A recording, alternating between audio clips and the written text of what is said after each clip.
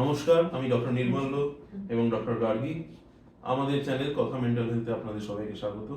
এই চ্যানেলে আমরা শরীর ও মানসিক নানা রকম বিষয় সম্বন্ধে আলোচনা করে থাকি। আজকে আমরা আলোচনা করব একটি অতি গুরুত্বপূর্ণ বিষয় নিয়ে, যা হলো ঘুম। ঘুম আমাদের শরীরের খুবই গুরুত্বপূর্ণ, খুবই ইম্পর্টেন্ট একটি জৈবিক প্রক্রিয়া। আমরা আমাদের পুরো লাইফ টাইমের প্রায় 1/3 ঘুমের মধ্যে কাটাই। ঘুমের সময় আমাদের শরীরে নানা রকম জৈবিক প্রক্রিয়া চলে, যার মাধ্যমে দূষিত পদার্থ শরীর থেকে বেরোয়, ব্রেনের হেলথ মেনটেন হয়, বাকি অঙ্গের হেলথগুলো মেনটেন হয়। ঘুমের অসুবিধা হলে নানা রকম শারীরিক এবং মানসিক সমস্যার সৃষ্টি হয় আমরা দেখেছি। যেমন প্রেশারের অসুখ, ডায়াবেটিস, এমনকি হার্টের অসুখ পর্যন্ত হয়। ব্রেনেরও আমরা দেখেছি যে নানা রকম অ্যালঝাইমার্স ডিজিজও ঘুম কম থেকে হতে পারে। আবার মানসিক দিক থেকে আমরা দেখেছি অবসাদ বা ডিপ্রেশন, অ্যাংজাইটি, রাগ, নেশা করার প্রবণতা, এগুলো কম ঘুম থেকে সৃষ্টি হয়। ঘুমের সবার যে ইনসমনিয়া আছে তা নয়, অনেকেরই লাইফস্টাইল বা জীবনশৈলীগত কারণে, প্রায় 100 জনের মধ্যে 60 জন যদি ঘুমের প্রবলেম নিয়ে আসে আমরা দেখেছি তাদের জীবনশৈলী বা লাইফস্টাইল এমন যেখানে ঘুমের ব্যাঘাত ঘটছে। তো তাই আজকে আমরা এই টপিকটা রেখেছি। আমরা আজকে ডক্টর গার্গীর কাছ থেকে জেনে নেব পরিচ্ছন্ন ঘুম বা স্লিপ হাইজিন সম্বন্ধে, যার মাধ্যমে অনেকাংশেই আমাদের ঘুমের যে হ্যাবিট সেটা স্বাভাবিক এবং সুস্থ করে তোলা যায়। তো ডক্টর গার্গী, স্লিপ হাইজিনটা কি সবার আগে আমরা জানতে চাইবো।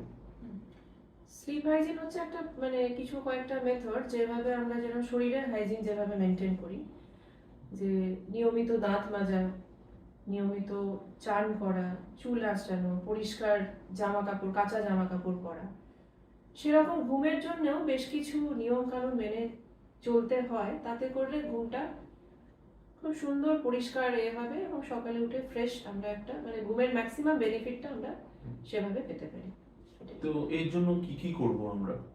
আচ্ছা, প্রথমেই বলি, ঘুমোতে যাওয়ার একটা ফিক্সড টাইম, শুতে যাওয়ার একটা ফিক্সড টাইম এবং সকালে আমি কটায় উঠবো তার একটা ফিক্সড টাইম রুটিন আমাদের মেনে চলতেই হবে, সেটা যেন তার অন্যথা না হয় যত কাজই থাকলে। 2 নম্বর হচ্ছে, আমরা যত ব্যস্তই থাকি শুতে যাওয়ার আগে 1 ঘন্টা নিজেকে দিতে হবে সবকিছু সারাদিন যা যা হয়েছে সেটেল করার জন্য বা আনমাইন্ড করার জন্য।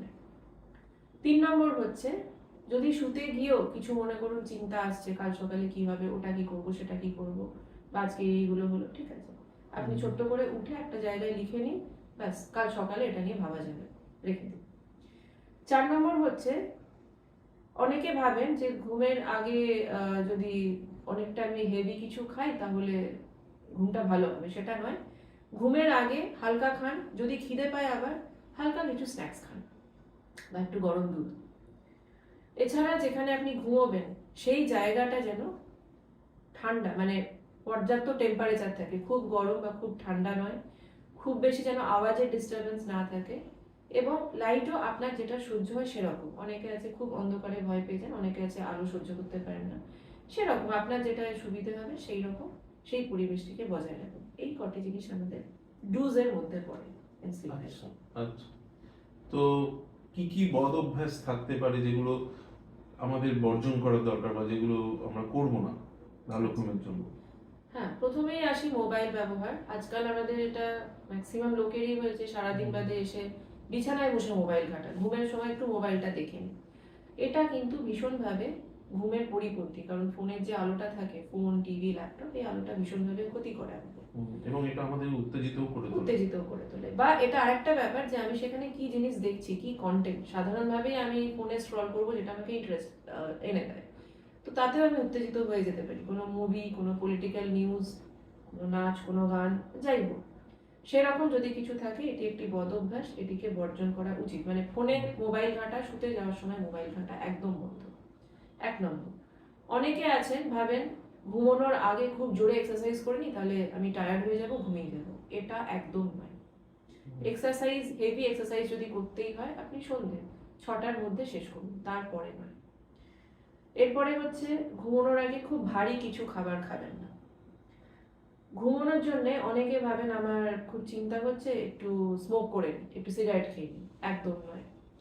অনেকে ভাবেন একটু মদ খেলে ভালো ঘুমটা আসবে, এটাতে প্রথম কদিন কাজ দেবে, কিন্তু অ্যাকচুয়ালি মদ কিন্তু ঘুমের বিরুদ্ধেই যাবে, তো এটাও করবেন না।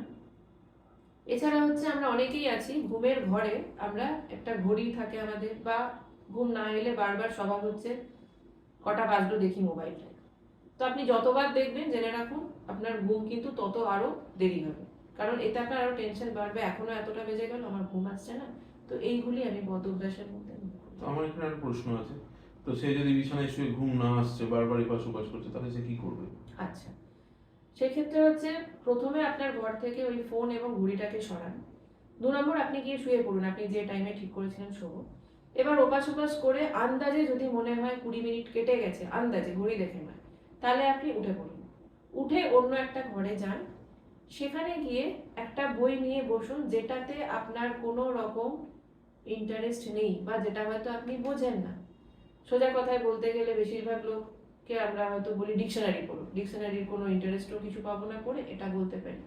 বা হয়তো যে লোকটা ফিজিক্স পছন্দ করে তাকে আমি বললাম যে সাবজেক্ট তাকে অ্যাট্রাক্ট করে না সেরকম কিছু পড়তে, এই টাইপের, মানে যেটা boring কিছু বোরিং, তার কাছে যেটা বোরিং, ঠিক আছে, এইরকম কিছু একটা বই ঘরে একটা দুটো রেখে সেইটা নিয়ে। বই পড়া ছাড়া আর কিছু করা যাবে না? বই পড়া ছাড়া আপনি আরেকটা করতে পারেন, খুব হালকা মিউজিক, ঠিক আছে, এটা আপনি করুন। তো এটা করে জামা তারপরে কাপড় ভাঁজ করে রাখা হবে। জামা কাপড় ভাঁজ করতে পারেন, ঠিক আছে, মানে যে কাজগুলো আপনার কাছে মোনোটোনাস, একঘেয়েমি, বিরক্তিকর, সেই রকম কিছু কাজ আপনি অন্য ঘরে গিয়ে করুন। এবার সেটা করতে গিয়ে যদি দেখেন এবার ঝিমুনি আসছে, তখন আপনি আবার এই ঘরে এসে শুয়ে পড়ুন, এবং এই বিছানাটা কিন্তু শুধু ঘুমের জন্য ইউজ করুন।